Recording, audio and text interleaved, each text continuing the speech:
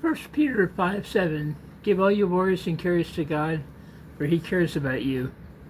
When we were infants and we had a need, we cried out to someone to pick us up and nurture us, whether it be a lack of milk in the bottle, gunk in the diaper, or just a need for security after a loud thunderstorm. Chances were someone was going to collect us from the confines of the crib and care for us.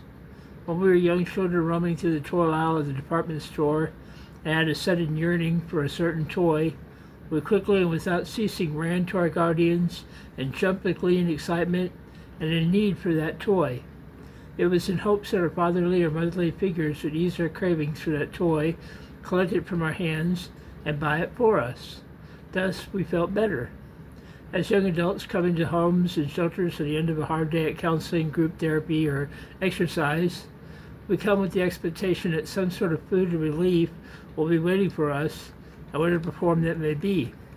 In all three of these aspects given, there was a need, and it was given to the reliance upon something or someone for the comfort of perhaps nourishment. Dealing with the after effects of any kind of trauma can unravel a person's self-well-being, security, sense of identity, and place in life, especially when it comes to how severe that trauma was. PTSD used to be referred to as shell shock syndrome in the military, and young troops would often come home from the war front afraid of loud noises or fast movements similar to what they've seen on the battlefront. It affected their sense of identity because they weren't the same as what they were before they went to war. Their whole lives and sense of security and mental health had changed.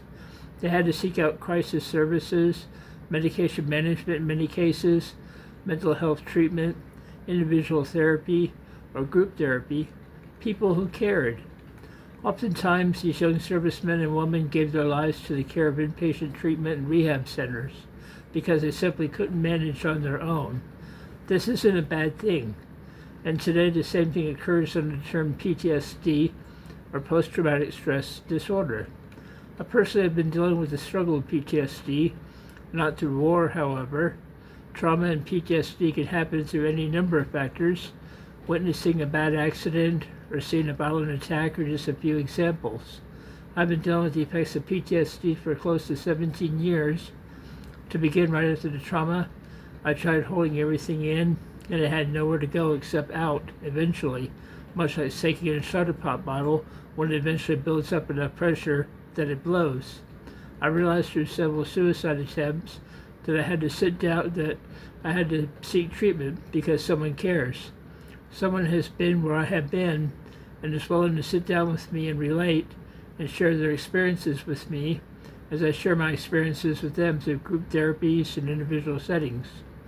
1 Peter 5:7 tells us, give all your worries and cares to God, for he cares about you. God loves us and created us in his image so that we may live and enjoy freedom. We are all children of God, much like that infant that needs someone to nurture it. We are always learning and growing and changing. When we go to God, or our higher power, we are going to the one that is greater than us, that has the strength to carry us through our burdens and see the light at the end of the tunnel. When we allow ourselves into the warm embrace of counselors, therapists, and doctors, we are allowing ourselves into the hands and arms of God or a higher power here on earth to help transform us into someone greater. It may not happen overnight, just as you don't go from grade 1 to grade 12 overnight, or from a follower of God or a higher power to a leader overnight, but you become transformed through wellness groups, intensive outpatient programs, and partial hospitalization programs, for example, into a stronger person. You will always remember the trauma. You may always have some effects of the PTSD, such as nightmares or flashbacks. However, they'll gradually become less and less of a burden to you. Never give up hope. Through God or our higher power, all things are possible, even those things we feel or think impossible. It is possible to recover from PTSD and live a life of fullness, although it may take time. Never give up hope.